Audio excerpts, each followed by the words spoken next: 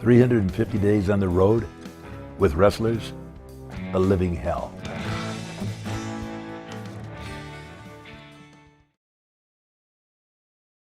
Welcome back to another episode from the Critics Collective. I'm the Dad Panther, writer, streamer, content creator, master of none, and this is another episode now. So the Critics Collective will bring you reviews from time to time from all over the world. That's what we're looking at right now. But we're starting to trickle into wrestling as it's one of our many passions here. So just keep in mind, you'll see some things. Just give us 3 minutes. Try 3 minutes. Let us know in the comments what you think, what you are watching, what should we be watching. Now hit the subscribe button, like, follow for more. Now this one is 350 days, 350 days. Don't know why I said it that way. 350 days, legends, champions, survivors, and survivors is a key word on that one. Now, this came out in 2018. It's a running time of a little bit under 2 hours, which is a really good spot for this as far as the pacing and what goes on this one. Now, I'm going to go on my first impressions, some highs and lows. Then we're going to go ahead and rate this thing. Now, for this, the first impression I had no clue it was there. I mean, the movie poster is pretty cool. It's a ring, black and white, kind of dusty in that ring, but there's legends all underneath it.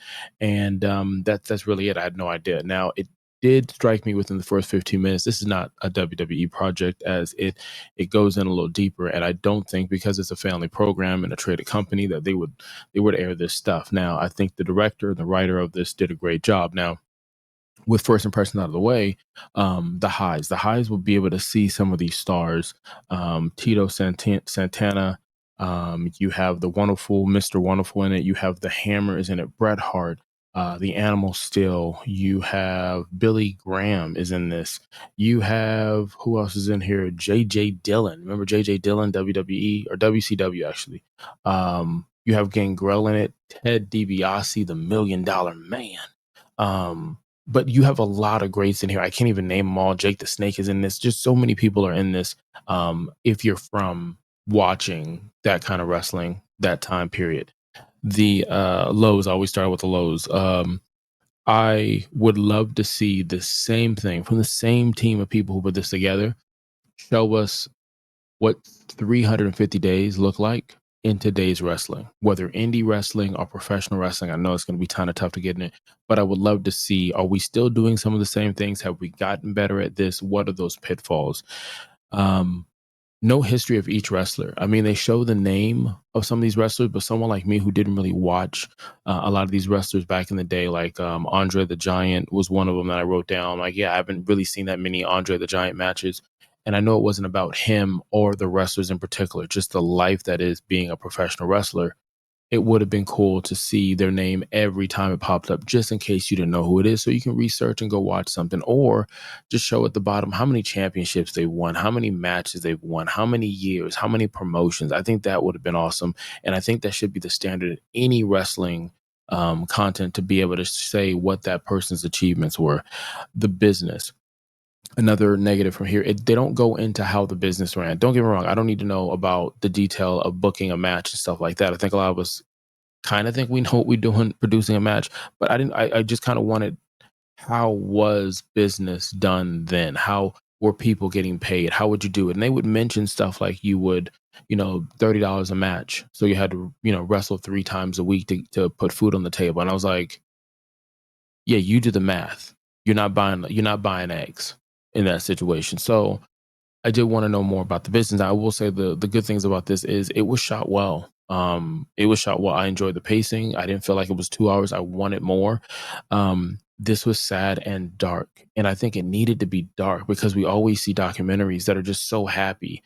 Even if it's a focal point on a wrestler, like check the reviews that we've done for Shawn Michaels and Bret Hart. And there's some more that are still coming out. But even with that, there's something about seeing that dark side, unedited, unfiltered, without the worry of a publicly traded company, that is somewhat refreshing. Also check out what's coming soon, if it hasn't come out already, Dark Side of the Rings. We're going to be talking about that episode by episode. Now, the other thing I enjoyed about this was the drugs and the ring rats. Ring rats, I learned a new term. I'm going to go around and just start calling. No, I'm not going to do that. If you know what a lot lizard is, you know what a ring rat is. Ring rat is basically not a little thing that you get that you have to put drops on because you were playing in the rain or you weren't getting your hair cut by somebody who kept their clippers clean. You were having females, or it could be males, that would be around wrestlers at the functions, at the bars, and they wanted more than just to go one-on-one. Let's just say that. So you had that, you had the drugs, a whole lot of drugs. Cocaine was a real big topic in this one, uppers and downs and all this stuff. You two don't come for me. I mean it in a educational way because I was learning.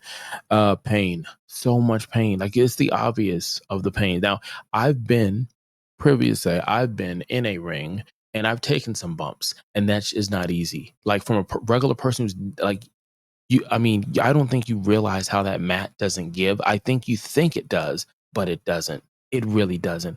That turnbuckle, when you get to the top, it is much higher. It is much higher. So think of that. Think of jumping off of a table. Think of jumping off of a ladder, and Kane and Undertaker, Mankind. Think of stuff like that. Wild. Okay? Just want to let you know that. Now, I'll take it a step further. The rope, when you bounce off that son of a bitch will bite. That's all I'm gonna say. So moving on, the pain. I thought they did a great job of talking about the pain that they had mentally, physically, emotionally, the pain that it was being a wrestler. And they go back pretty far. I want to say they were covering really kind of from the, if not the 1950s, all the way up until maybe the late 90s, as far as these superstars. Family, that was another one that I thought was big. Now, these are all negative things, don't get me wrong, but they were positives to see this because I haven't seen this in a light. It made me think of the movie. I can't remember. I think it's called The Wrestler. And it made me think of that because that was really the only glimpse that you get of something like that beyond the mat. Check the review that we did about that.